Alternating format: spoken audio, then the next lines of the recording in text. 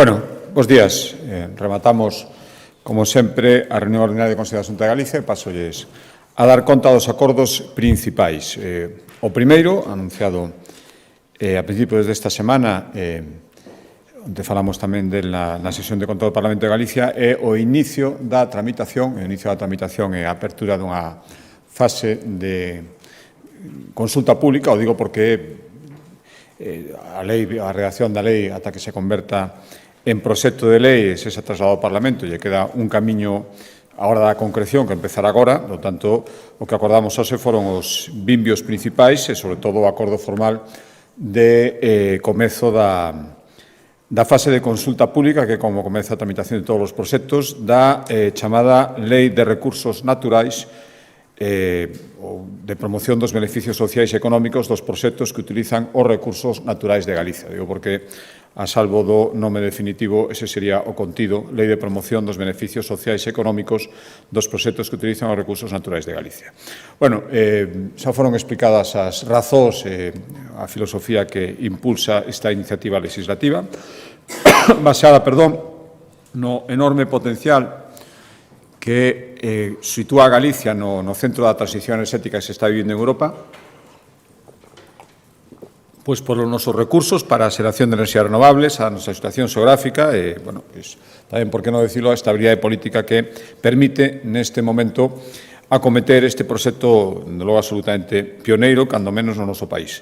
Explicamos tamén que non pode basearse a transición enerxética que xa temos e que se vai desenvolver moitísimo máis durante os vindeiros anos nun reparto de vencedores e vencidos, segundo onde se ubiquen os proxectos renovables, a quen beneficien, a quen poida beneficiar menos. Bueno, que se trata de que todo o conxunto da sociedade, lóxicamente nos lugares onde se ubica con a maior incidencia, pero todo o conxunto da sociedade se poida beneficiar dela. Por lo tanto, baseándose en que a riqueza dos recursos naturais de Galicia é un patrimonio de todos, os galegos e galegas de hoxe, pero tamén dos de mañá, a intención está na base, insisto, desta iniciativa legislativa. Se trata, ao final, de que os froitos da nosa auga, do noso vento, da nosa terra, do noso sol, teñan un retorno beneficioso e directo tamén para a sociedade galega.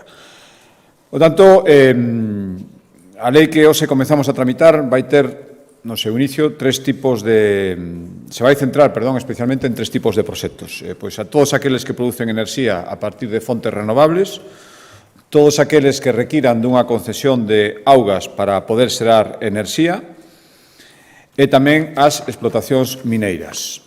Entre as novidades, xa digo que, a salvo de redactar o texto legislativo, unha que anunciaba onte na sesión de control, que as declaracións de impacto ambiental que agora se exixen para a maioría destes proxectos e que, por suposto, se van seguir exixindo, agora se vai incluir tamén unha avaliación do impacto socioeconómico deste tipo de proxectos. É dicir, pasamos dun modelo onde se valoraban únicamente os efectos medioambientais a outro onde se vai facer un análise medioambientais e tamén outros de carácter sectorial, tiña incidencia no patrimonio cultural, bueno, pero basicamente era evaluación de efectos medioambientais a un análise, decía, integral de todos os efectos que se van producir no proxecto de carácter socioeconómico e tamén as medidas que terían que figurar tamén as medidas que se propoñen para, no seu caso, compensarlos ou reducilos. Por tanto, se van valorar, entre os ítems que se van valorar nesta avaliación que ahora se engade por lei, sería a participación nos proxectos de investidores locais, a creación de emprego na zona, os produtos ou servicios que se adquiran na zona en cuestión para poder desenvolver este proxecto, a contratación de servicios de I+D+I con centros, se pode ser da zona, senón en todo caso con centros galegos, a reducción dos custos da enerxía nas zonas de onde se ubiquen estes proxectos ou a preservación dos bens culturais e naturais da zona con medidas concretas e medibles. Por tanto, isto xa digo unha novedade importante. Outra, que non é necesario, por suposto se recollerá na lei do seu funcionamento, digo, non para a súa constitución non é necesaria a habilitación legal, por tanto se podría facer en paralelo. Outra importante sería a creación desa sociedade mixta, público-privada, por lo tanto, con accionistas públicos e privados, que poderá ser titular, impulsor de proxectos que aproveiten os nosos recursos naturais, é dicir, os proxectos aos que antes me refería, estes tipos de proxectos os que vai referirse a lei, os de enerxía a partir de fontes renovables, os de que requiran concesión de augas para a xeración de enerxía ou as explotacións mineras. É dicir, esta sociedade mixta, esta utility, na que participaría a Xunta de Galicia e tamén actores privados e tamén outras administracións, se referiría a este tipo de iniciativos e tería varias finalidades. Unha primeira e principal é que os beneficios que se xerasen por parte da Xunta de Galicia se remitirían directamente primeiro na zona e despois no conxunto da sociedade galega. Tamén serviría para difundir estándares de calidade no diseño, no desenvolvemento, na execución dos proxectos nos que participara a utility. Por tanto, a Xunta de Galicia tamén o que faríamos é que eses mismos estándares foran despois os que se observaran o resto de iniciativas, aínda que non participara a Xunta de Galicia. Tamén importante, a utility vai ter esta sociedade mixta, para non chamarlle utility, esta sociedade mixta na que participa a Xunta de Galicia vai ter un papel moi importante nas iniciativas de autoconsumo. Hai unha tarefa pendente que é a descarbonización dos polígonos empresariais de Galicia e, polo tanto, fai falta unha actuación singular que probablemente se poida conseguir a través desta sociedade mixta que tamén se centraría neste tipo de iniciativas. E tamén outra novedade, xa digo, volvo a insistir, empeza ahora o procedimento e, por tanto, veremos as engádegas no procedimento de consulta pública, todo o que nos poidan ir aportando para o texto definitivo, pero outra proposta fundamental vai ser a instalación tamén frente aos novos proxectos que se anuncian de eólica mariña. Primeiro, decir que, por suposto, tamén se expresará na lei. A Xunta de Galicia velará, como decía onte no Parlamento, e como insistiremos sempre, igual que se velaba polas garantías medioambientais e dos recursos en terra, nos proxectos en terra, por suposto, seguiremos facendo tamén con recursos pesqueiros na actividade mariña. Saben vostedes que existían unhas figuras fiscais, o canon medioambiental, o conocido como canon eólico, para gravar a instalación deste tipo de proxectos de renovables en terra. Existe agora mesmo para todos os que están instalados en Galicia. É certo que non tiñamos capacidade para facer este mesmo gravamen no lugar onde se instalarían os proxectos de eólica mariña, pero sí que hai unha posibilidade xurídica estudiada polos servizos xurídicos e, polo tanto, a previsión é que na lei se reflexe a creación dun canon para gravar as liñas eléctricas que conectarán, unha vez que cheguen a terra, os parques eólicos offshore coas subestacións eléctricas correspondentes. Aí sí que habería capacidade fiscal por parte da Xunta de Galicia e ali a previsión da lei é establecer un canon para estas instalacións. Por suposto, os resultados, a recaudación con este canon se adicaría tamén aos mesmas finalidades medioambientais hasta as que se está dedicando o canon eólico, centrado, lóxicamente, nos lugares onde hai estas conexións e tamén, por suposto, centrado no sector da pesca, ademais de garantizar a coexistencia dos recursos.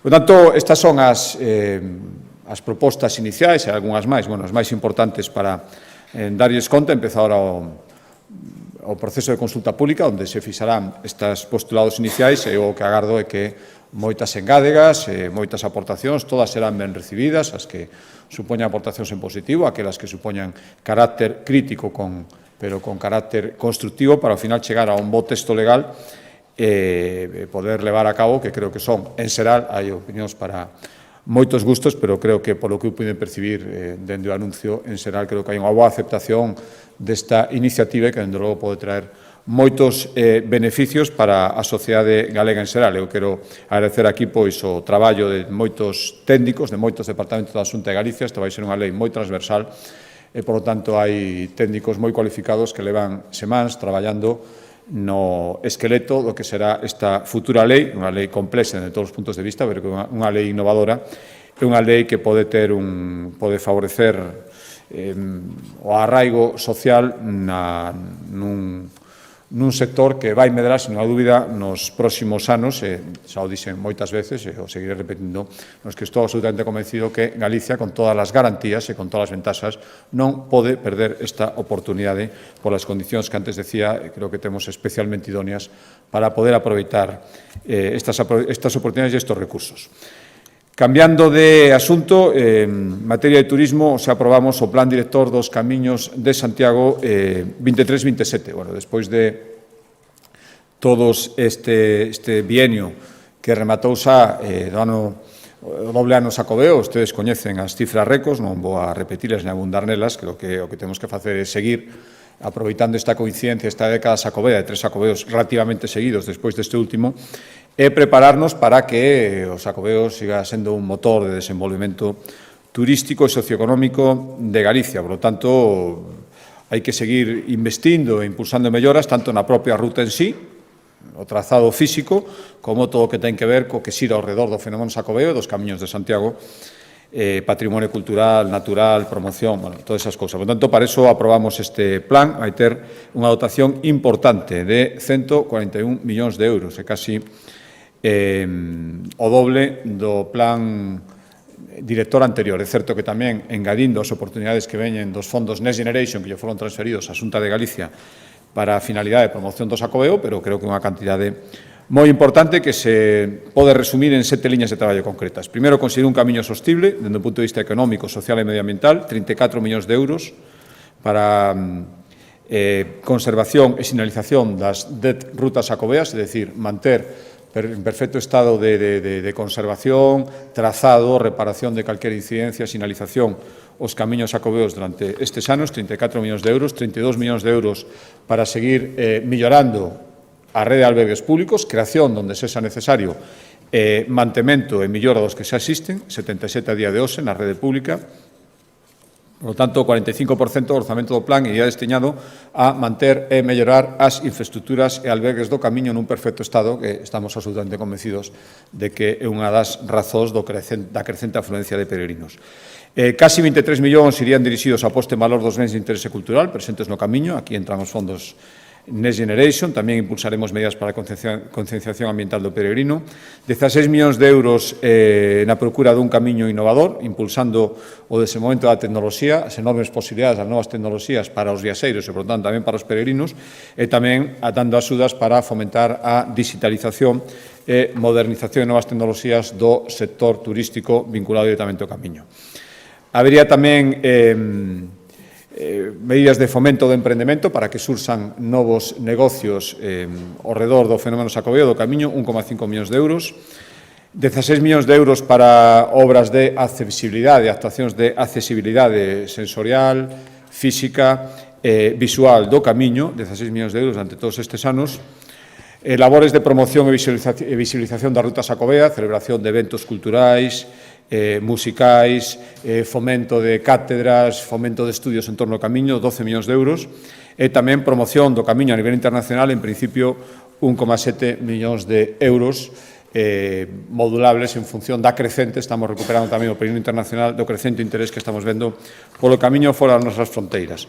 Tamén fomento da gobernanza, casi 3 millóns de euros destinados a facer accións conxuntas, sobre todo cos concellos polos que pasa o camiño de Santiago. Por tanto, un investimento moi importante que creo que ten un retorno todavía moito máis evidente. Foi enorme o retorno deste bienio e queremos prepararnos ben para o seguinte xacobeo no ano 2027, que esperemos, ademais, que veña con toda a potencia e sin ninguna das inconvenientes que houbo, sobre todo, na primeira parte do bienio xacobeo que acabamos de rematar.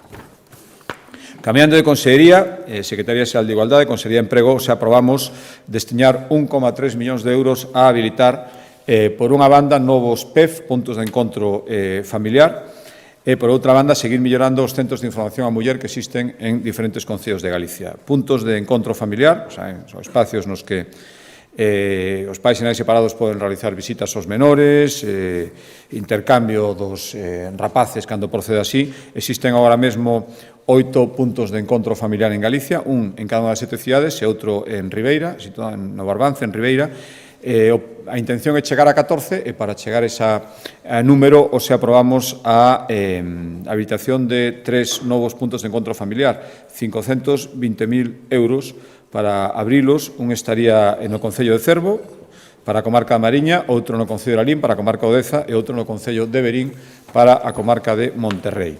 E, por outra banda, decía, seguimos traballando na mellora dos centros de información a muller, os CINS, a parte das axudas específicas que se dá para o seu mantemento, para colaborar no pago do persoal, saben que son centros municipais, os aprobamos unha dotación de 760.000 euros para facer melloras en 74 dos 84 centros de información a muller que existen nos diferentes concellos de Galicia para obras de mellora enerxética, comprar mobiliario cando sexa preciso, equipamento informático, pequenas obras de reparación, todo aquilo que decidan os concellos que son os titulares. Consellería de Sanidade, aprobamos renovar os convenios de colaboración que se veña mantendo da Xunta de Galicia a través da Consellería de Sanidade con 4 entidades que prestan asistencia a pacientes con trastornos aditivos. Son 4 entidades, xa digo, alrededor de 4.000 pacientes e estes 4.000 pacientes están censados en 86 concellos que son os que atenden estas entidades.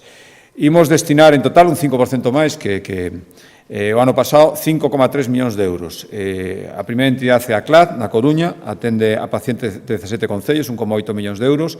Alborada en Vigo, 4 municipios atendidos, 1,6. Asfedro en Ferrol, 22 concellos, 1 millón. E Cruz Vermella de Lugo, 43 municipios, 695.000 euros. Lóxicamente, isto varía en función do tamaño dos concellos e, polo tanto, o número de pacientes atendidos.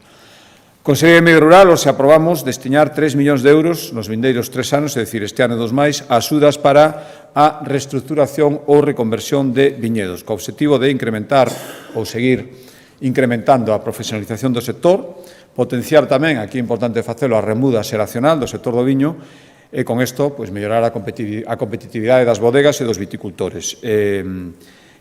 Son axudas dirixidas a propietarios de viñas que destiñen a produción de uva exclusivamente ao viño, a ninguna outra finalidade, e a superficie máxima subvencionable vai ser de 20 hectáreas. Van a ser actuacións de replantación de viña, reconversión varietal, melloras para a xestión das viñas, sistemas de rego, vías de acceso, adquisición de elevadores, cortaventos, en definitiva, todo o que é necesario para a mellora da produción dunha viña.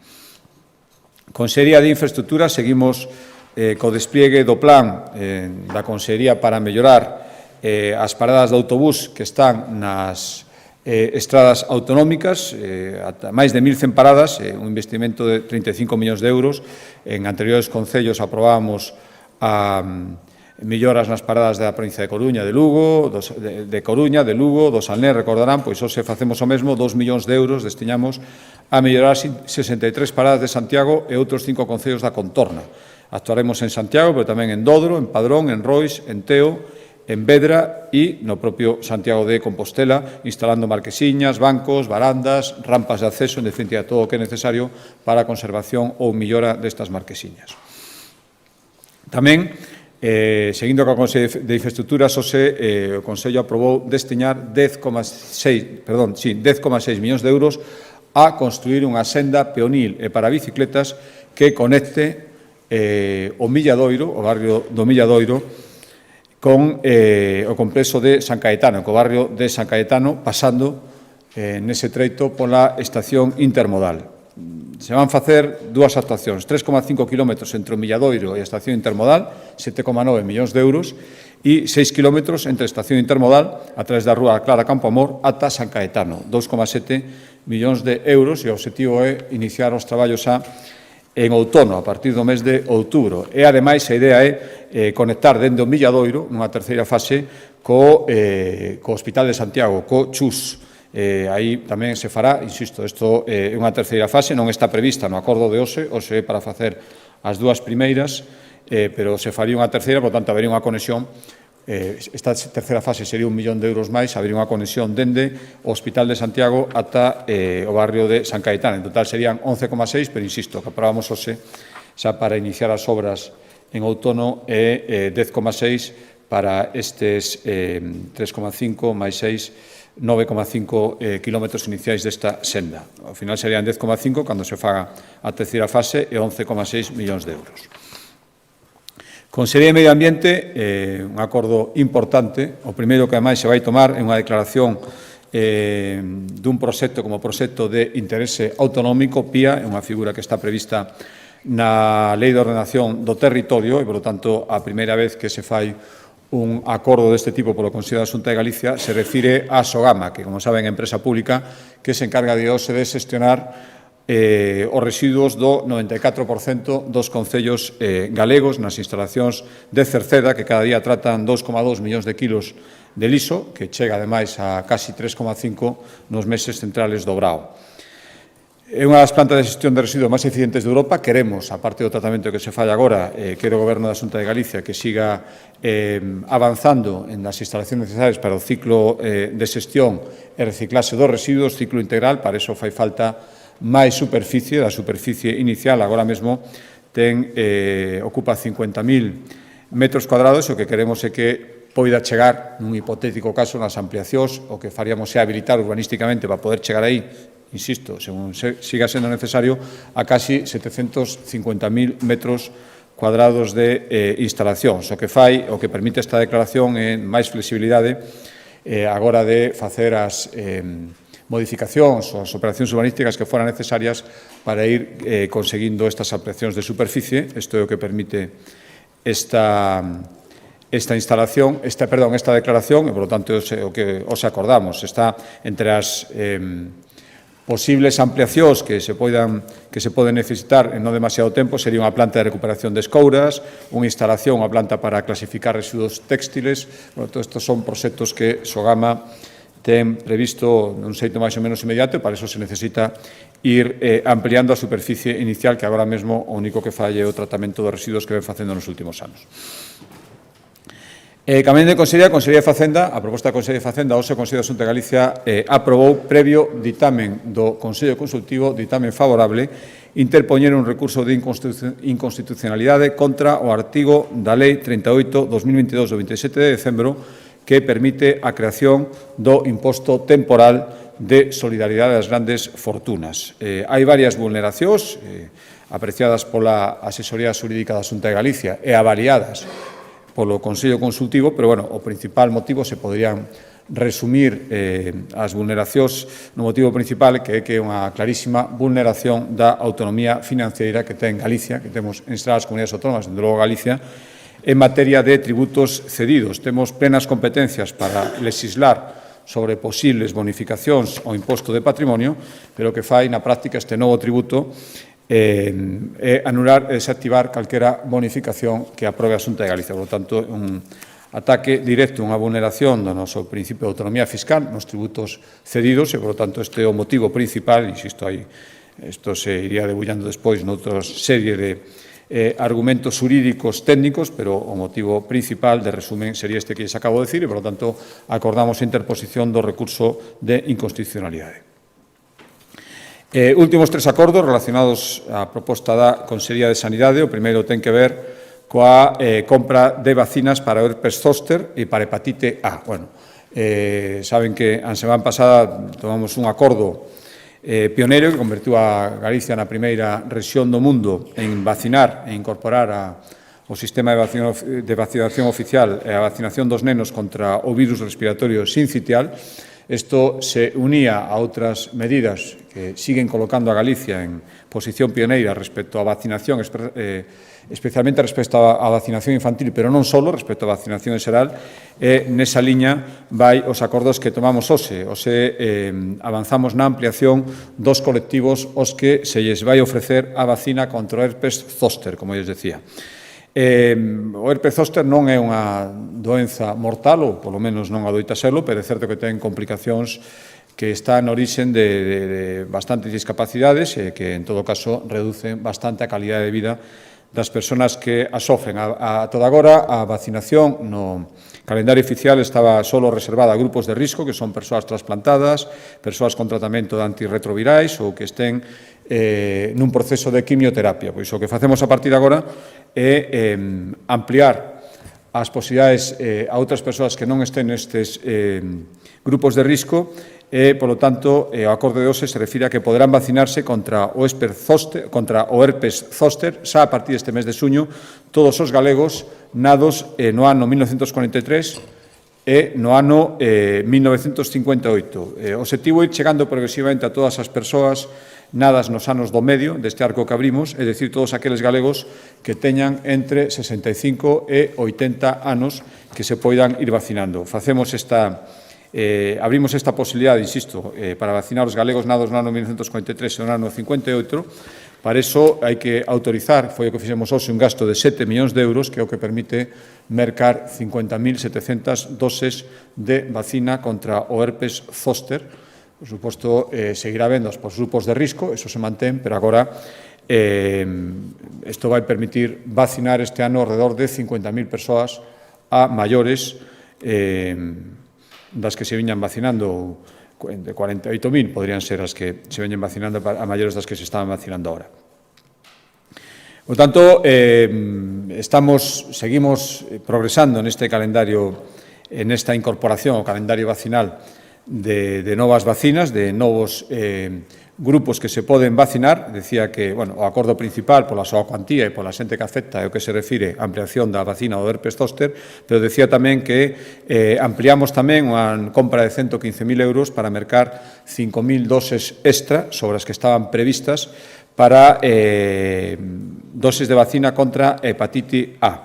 A quen se vai dirixir? Pois a viaxeiros que visitan destinos de risco ou grupos vulnerables, especialmente pacientes con VIH. Básicamente, para viaxeiros que visitan destinos de risco, baixara durante a pandemia a necesidade desta vacina, pero ahora que se volveron a abrir, sobre todo os desplazamentos internacionais, a xente volve a viaxar a lugares donde esta vacina é necesario administrala e, polo tanto, engadimos 5.000 doses máis, 115.000 euros, as que xa tiña previsto o Servicio Galego de Saúde. O segundo acordo en materia de sanidade ten que ver con unha infraestructura fundamental. Me estou referindo ao CHUAC, o Hospital de Coruña, no que asunta o novo Hospital de Coruña, o novo CHUAC, asunta vai investir 500 millóns de euros que van consolidar, sin ninguna dúbida, este hospital como un dos mellores de toda España e que se engade as construcións xa rematadas ou en construción agora mesmo en xeral en prácticamente todos os hospitais das cidades galegas. Saben que todo este tema estaba pendiente dun acordo de desbloquear, máis ben, un acordo inicial entre o Concello da Coruña e a Xunta de Galicia, que viña ademais dun acordo que eu mesmo acadei coa alcaldesa na reunión que tivemos no mes de outubro. Foi recientemente desbloqueado e o que acordamos foi que o Concello da Coruña se vai facer cargo de financiar o custo dos accesos ao hospital e a Xunta se fará cargo das expropiacións necesarias. É o que acordamos hoxe, as expropiacións imprescindibles para poder executar a primeira fase que queremos tamén executar de xeito inmediato, que é a torre polivalente do novo Hospital de Coruña, que vai ser a primeira gran obra visible deste gran proxecto. Tanto, este é o paso que había que dar para poder avanzar. A torre vai contar con 16 plantas para usos sanitarios polivalentes, un hotel de doentes, vai estar ubicada na parcela que está sen edificar o carón do actual complexo hospitalario e vai sustituir o actual hotel de doentes que vai ser demolido. Por lo tanto, a previsión é licitar no segundo trimestre as obras, 37 millóns de euros desta torre que queremos facer. A previsión tamén é que, unha vez adxudicados, os traballos teñan unha duración na súa execución de 12 meses e para iso era necesario, unha vez chegado a un acordo co Concello da Coruña, facer prevente as expropiacións. Inmediatamente de pechado o acordo, o Consello da Xunta de Galicia acorda as expropiacións para, repito, no segundo trimestre poder licitar xa as obras unha vez que teñamos os terreos. Último acordo en materia de sanidade ten que ver coa aprobación da nova oferta de emprego público para postos de difícil cobertura. Por non repetirme en cousas xa comentadas noutros consellos que coñecen perfectamente, hai unha serie, dentro do que podemos facer as comunidades autónomas, dende logo dentro do que pode facer Galicia, é reaccionar frente ao déficit de profesionais sanitarios en determinadas especialidades médicas. Isto é unha medida que xa aplicamos o ano pasado, habilitamos unha medida extraordinaria para cubrir en propiedade e por concurso de méritos, é dicir, sin examen, determinados postos de difícil cobertura. O ano pasado foron 106 médicos de familia e o que queremos é seguir nesta liña e o que aprobamos hoxe foi a OPE para convocar por concurso de méritos en propiedade 421 prazas de difícil cobertura. O desglose sería, destas 421, 116 médicos para diferentes especialidades de difícil cobertura nos hospitais comarcais, 72 médicos de familia para plazas de difícil cobertura en centros de saúde, 60 pediatras con destino a centros de atención primaria e 173 médicos e persoal de enfermería para destinarlos ás áreas de saúde mental. Serían 94 enfermeiros e 79 psiquiatras e psicólogos.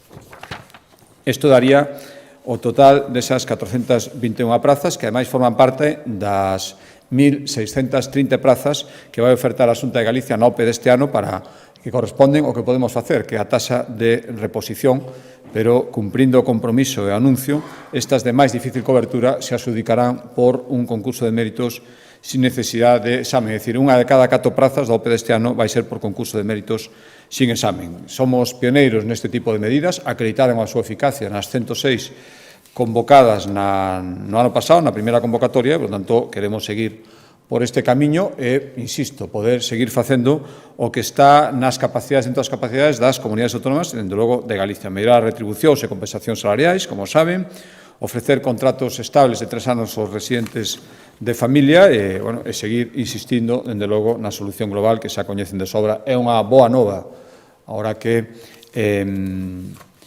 se vai producir unha sustitución no Ministerio de Sanidade, que por fin, sin tempo non era, o Goberno dera luz verde a creación da especialidade de urxencias, siguen faltando o cambio dos criterios de docencia para que se poda ampliar as prazas MIR sin que eso se faga. O problema, polo menos na súa base, será moi difícil de solucionar, pero eso non corresponde á Xunta de Galicia, senón o teríamos feito hai bastante tempo. E estes son os asuntos principais e quedo, como sempre, a súa disposición para as preguntas que queiran facer.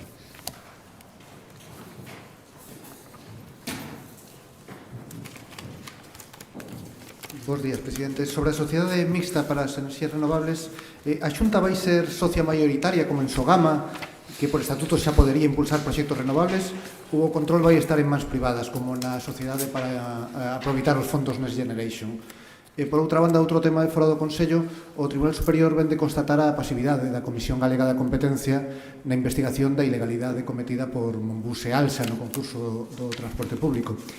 O presidente e os vogais desa Comisión Galega da Competencia son exdeputados do PP e nomeados pola Xunta. Vai a Xunta mudalos ou exixirlle responsabilidades? Grazas. Sí, vamos a respecto á primeira pregunta. Por iso quise insistir moito. Empezamos a tramitación da lei e veremos esa sociedade, dende logo. Primeiro quero aclarar, esta sociedade na que participaría a Xunta de Galicia, esta sociedade mixta, non entraría en todos os proxectos de renovables ou concesións de augas para producir enerxía ou concesións mineras, naquelas en que estimáramos oportuno facelo, o primeiro que quero decir, onde creamos que o beneficio e o retorno sería indubidable. E despois, respecto á participación, non necesariamente ten que ser que falar de porcentaxes ahora mesmo, e vou explicar por qué. Por iso eu insistía moito en que isto está aberto a todas as administracións, non só a Xunta de Galicia, todas as administracións con competencias no territorio e que teñan interese e capacidade están abertas a participar. Por tanto, imos ver ese interese e esta fase de consulta pública pode ser a primeira pedra de toque. Estou falando, por suposto, de concellos nos que estén ubicados estas instalacións de renovables, estou falando incluso das diputacións, estimaran con 20, por lo tanto, en función do interese, veríamos a porcentaxe de participación pública. Non sei se entendí ben, vostede se refería a... Non sei se falaba da Sociedade Impulsa. Sí, Sogama, a Xunta mayoritaria, a Sociedade Impulsa, a Xunta minoritaria. Sí, bueno, pero tampouco sería... que tampouco é o mesmo, porque o que fai a Sociedade Impulsa é identificar proxectos e despois lanzalos. Aquí participaremos directamente na súa xestión, son cousas diferentes. Digo, para acotar ben de que estamos falando agora. Este é un paso máis, non é identificar proxectos que despois se executen outros. Aquí estamos falando dunha participación na accionariade, por lo tanto, na capacidade de decisión. Xa digo, respecto á participación pública, veremos tamén o interese do sector privado. Tamén hai que agardo que exista, pero non o podemos saber ata que isto, unha vez lanzada a proposta, redactada a lei, veremos como é todo iso para fixar as porcentaxes. O galla que desperte moitísimo interés nesta nova fórmula na que decididamente a participación da Xunta de Galicia, aparte para garantir que as cousas se fagan axeitadamente en todos os casos, bueno, suporá que hai unhos retornos que invertiremos directamente no territorio e despois en toda Galicia. Respecto a outra pregunta, mire, eu creo que a decisión do Tribunal Superior de Xustiza de Galicia non se refire ao proceso de concesión que fai a Xunta, senón se refire a decisións individuais entre empresas que eu non podo entrar a valorar, valorou o propio Tribunal Superior e despois respecto a decisión, tamén se puso en cuestión a decisión do Comisión Galega de Competencia, nós non podemos entrar nas decisións de abrir expedientes, igual que non abre un expediente, igual que non lle podemos decir que abra, son decisións dun órgano independente, por lo tanto, pouco máis que decir aí.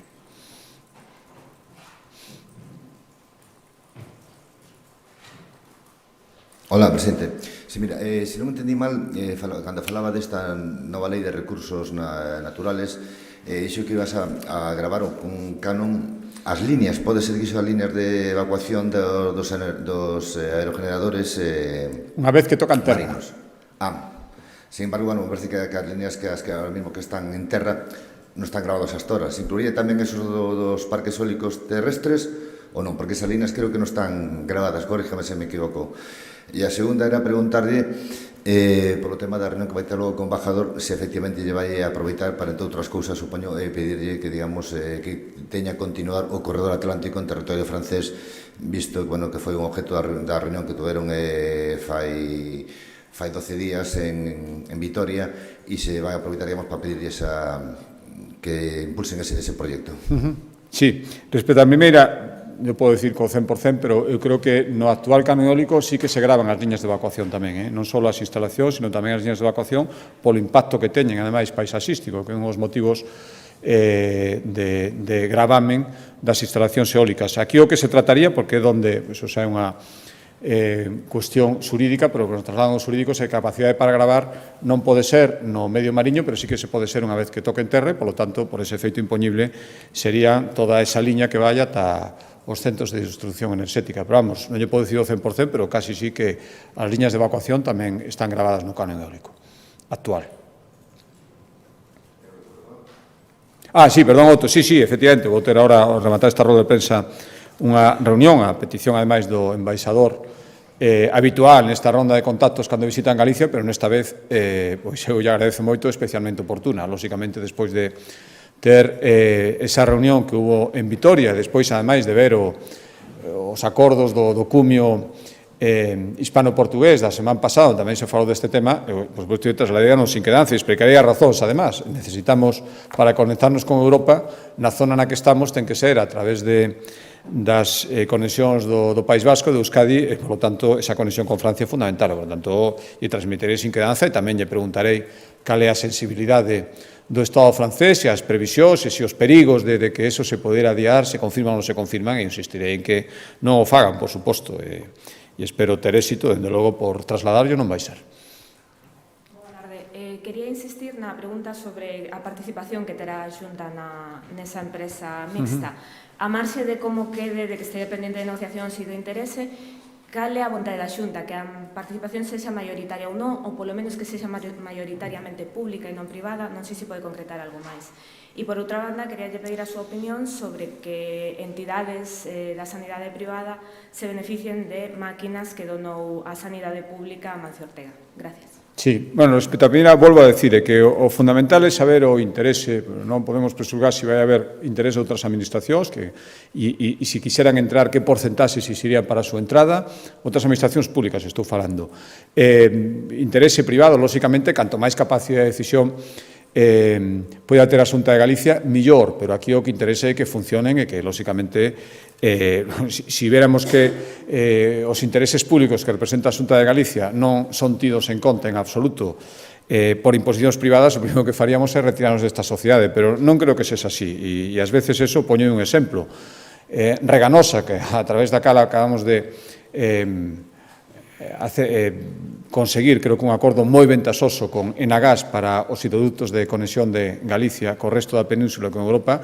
En Reganosa, a partir para a Xunta de Galicia non ten unha porcentaxe maioritaria, e creo que estamos tendo grandes ventaxas. Só o feito da participación da Xunta de Galicia, insisto, sin presulgar a día de hoxe, sin saber o resto do interese, En que porcentaxe sería? Xunto con outras administraciones, creo que esa participación, que ata agora non se está dando en ningún proxecto, sería importantísima, habería unha enorme diferencia entre estar e non estar. Xa só a porcentaxe, permítame que non presulga ata que vexamos como se articularía, cal sería o modelo de gobernanza, todas as cousas son as que se van a definir na lei a partir de agora. Por iso insistía en que estamos nunha fase moi inicial. Respecto a outra pregunta, agora mesmo, mentras non podan ir a súa ubicación definitiva eses aparellos, que serán nun hospital público, creo que a xente que se está beneficiando do seu funcionamento agradece moito que poden estar funcionando xa. Por tanto, creo que isto ten pouca discusión, ademais de que, cando non se trata a pacientes derivados polos Sergas, aí hai unha compensación, cando é unha compensación económica a Xunta de Galicia, cando se fai pola vía privada e non derivacións dos Sergas. Pero creo que eso sería, se me permiten, o de menos. Ter ahora mesmo as máquinas paradas, simplemente porque non hai unha ubicación ata que se rematen esas obras nun lugar público, creo que sería imperdonable para a xente que necesita, hai que decirlo así, moitas veces por unha cuestión de vida ou morte. Hola, bons días. Quería insistir no da titularidade da empresa. Descarta que vai a ser unha empresa pública? Pública 100%, sí. Sería mixta. No, con control mayoritario público. Bueno, xa veremos, non o descarto, digo que non o confirmo, xa veremos. Que ademais, a mí me encantaría que quixeran participar outras administracións, non sei o que van pedir, imos ver o interese a partir de agora. Eu podo asegurar que, como non temos tanteado tampouco, creo que non procedería, non tería o seto a ningún posible participante privado, o único que sei o que foron dicindo públicamente boa acollida, dende que se fixo anuncio que foi há 2 días, pero sabemos se lles parece ben, quen quere participar, saberemos moitas cousas, aquí hai tamén condicións de financiamento, porque non é cuestión ahora desta rolda de prensa, se irá vendo conforme avanza a tramitación, pero estamos falando de ventaxas de financiamento tamén, nos gustaría máis que participaran, estamos falando tamén do tecido, cando falamos de tecido privado que se pode incorporar, non pensen vostedes en grandes promotores eólicos nin en grandes entidades financieras. Me gustaría tamén que entrase a PYME, sobre todo a PYME local, dos lugares onde se van poñer, e tamén a ver esas porcentaxes, a ver se hai interés, todo eso, ao final, para facer a composición é un pouco adiantado para decirlo. Que plazos manexan para a súa entrada en vigor? E despois tamén, bueno, hai varios impostos xa autonómicos que gravan a enerxía, como a canon eólico, a hidráulica ou hidráulico. A patronal o que pide, a patronal eólica pide que repercutan como máis directamente nos concellos con instalacións enerxéticas. Non sei cal é a postura da Xunta, bueno, de momento non aplica, entendo que non se está previsto que incida máis nos concellos que si teñen instalacións, máis que noutros que non. Sí, bueno, a tramitación da lei, insisto, non é o mesmo a tramitación da lei que a constitución da sociedade. A sociedade se pode constituir ao marxen da lei, outra cosa é que hai parte da súa regulación, sobre todo o futuro, que estaría recollida na lei. Digo, os prazos son diferentes. O primeiro, imos ver a acollida da idea, insisto, é complexa e novedosa dende o punto de vista técnico e, por lo tanto, dar un plazo sería un pouco aventurado, pero a mí me gustaría que canto antes, porque as oportunidades que veñen están aí xa e, por lo tanto, vamos a intentar acelerar con todo rigor a súa Constitución e a aprobación da lei, que en último caso, recordo, sería unha lei do Parlamento, non faríamos só o Goberno da Xunta de Galicia faría o proxecto de lei. Respecto a outra pregunta, bueno, eu creo que me alegra esa constatación de que as empresas que pagan o canon eólico queren que repercuta máis nos concellos. Está repercutindo nunha gran parte, eu creo, pero o digo por algúns recursos que se presentaron no pasado, as empresas o que non querían é pagar o canon eólico, incluso houve recursos,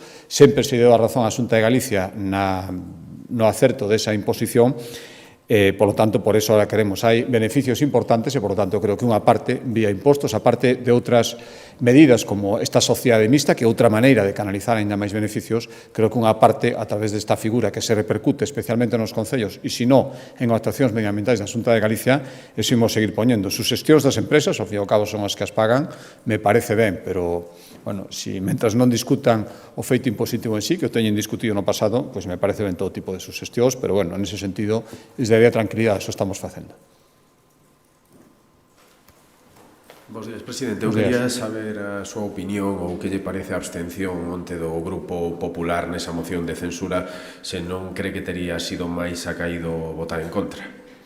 No, eu creo que o o presidente nacional do partido explicou as razóns perfectamente, xa me teño pronunciado noutras ocasións, eu como presidente do Partido Popular en Galicia, e incluso persoalmente, creo que foi a decisión máis acertada, o que vimos antes no Congreso dos Diputados, pois, en fin, non creo que fora moi edificante, sinceramente. Creo que despois de velo, se quere un resumen, un se pode explicar todavía mellor por que o Partido Socialista cae en apoios continuamente en Galicia e por que Vox non ten representación en Galicia. Creo que deron perfectos motivos e perfectas mostras para que siga sendo así e cada vez máis.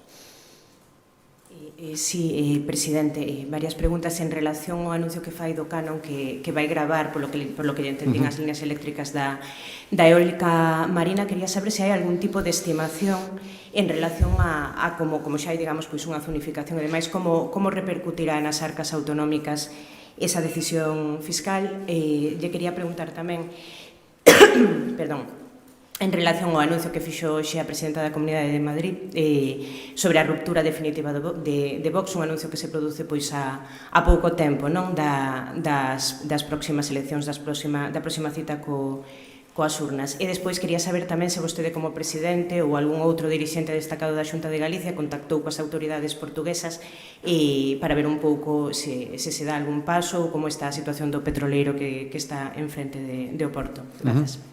Sí, a primeira. Non hai estimación realmente porque, saben vostedes que isto está nun momento moi incipiente, supoño que vai moi rápido, pero o único que sabemos agora mesmo é a delimitación, os famosos POEN, pero, xa dixemos que aí hai que facer modificacións, por tanto, eu agardo que recibamos esas explicacións canto antes do Ministerio que fixo a proposta e a delimitación para saber como queda, en función do que se instale, o saberemos. Se vostede, onte na sesión de control, se lle facemos caso a portavoz do BNG, a recaudación vai ser cero. Pero, como nos dixemos que nos parece aceitado que, insisto, preservando, en primeiro lugar, recursos pesqueiros, aproveitemos esa oportunidade, o que non parecería aceitado é que, existindo esa oportunidade e serando beneficios privados, unha parte tamén non vaya, a parte da sociedade mixta, a utility, non vaya directamente ás arcas públicas e, polo tanto, os galegos a través desta figura impositiva. Por eso facemos, pero non sei todavía, desde logo, todas as que existan, unha vez que se garanta a compatibilidade medioambiental, todas elas terán que pagar. A segunda pregunta, sí, acaba de anunciarlo a presidenta da Comunidade de Madrid. Miren, é unha decisión súa, non? Igual que a min,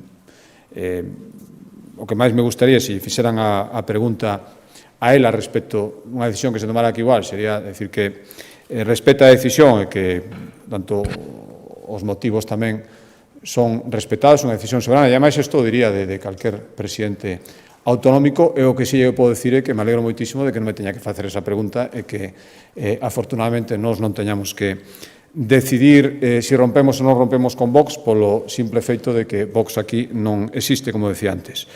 A última pregunta, sí, estamos en contacto por evidentísimas razóns de proximidade, primeiro, posibles afeccións e despois de solidaridade, igual que os portugueses sempre nos lo ofreceron, e hai contacto permanente, nos din que a día, en este momento, a situación está controlada, eso foi o que nos dixeron, e que non precisan os medios de salvamento e apoio que lles foron ofrecidos dentro do primeiro momento, pero que, non obstante, se foran necesarios, nos lo farían saber e inmediatamente os poríamos a disposición. Boa tarde. Sobre a sociedade mixta, dúas cuestións. Por que agora sí se valida ou se aposta por esta fórmula, cando hai 13 anos, o goberno da Xunta, tamén do PP, non consideraba que isto iba contra a liberdade de empresa, por decirlo así. E outra é, entre os beneficios que poden ter para a sociedade a participación da Xunta ou das administracións públicas neste tipo de proxectos, valórase tamén que repercuta na factura eléctrica. Gracias.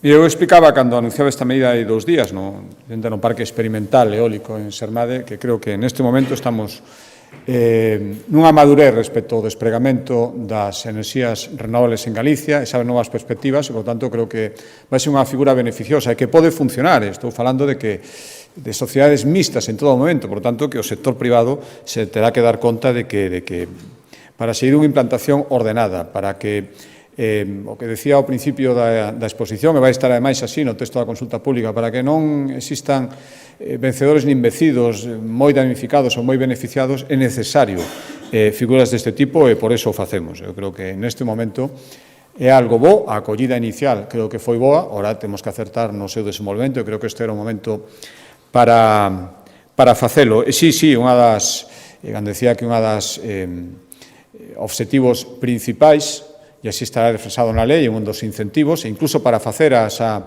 avaliación a maiores, a avaliación socioeconómica, a maiores da avaliación ambiental, vai ser a reducción dos precios eléctricos na zona. Canto máis amplia esa zona, non se faga reducción, moito mellor. Reducción, canto máis porcentaxe maior, non sei se pode chegar a coste cero, pero que unha reducción notable nas zonas onde se implanten dos costes da factura enerxética creo que sería un dos efectos máis beneficiosos, máis visibles e que estou seguro que a xente iba a agradecer máis. Unha puntualización, esa sociedade mixta podría participar en proxectos xa existentes ou é só para novos? Cal é a previsión de aprobación da lei? Para cando pode entrar en vigor o novo canon? Sería xa para o ano que ven? Gracias. Pois, empezo pola última, por contestar. O canon non poderá existir ata que existan esas instalacións de aerogeneradores offshore, por lo tanto, pois depende do despliegue de lo, non vai ser o ano que ven, bueno, eso está claro, non? Ainda que se activara todo con celeridade, leva un proceso de implementación, insisto, ata que non funcionan, é porque é un canon respecto aos beneficios que se xeneran polas instalacións, por tanto non sería, ni moito menos, se falaba de 4 ou 5 anos mínimo para que poidan existir. E respecto á pregunta era, cal era da sociedade mixta? No, en principio, eso tamén hai razóns xurídicas. En principio, para novos proxectos que se fan a partir de agora, pero, bueno, están chamando ás portas moitos proxectos, para todo tipo de enerxía renovable. Estamos falando tamén de xeración de hidróxeno, posibles explotacións mineiras, centrales reversibles hidroeléctricas, bueno, en fin, hai un montón de cousas que a día de hoxe se apuntan como posibles e, por lo tanto, por eso queremos facer, pois decía que o momento é agora para todo o que está por vir. Non sei se había alguna pregunta máis. Non había máis, non? Vale. Alguna pregunta máis de algún outro xornalista? Moi ben, moitas gracias.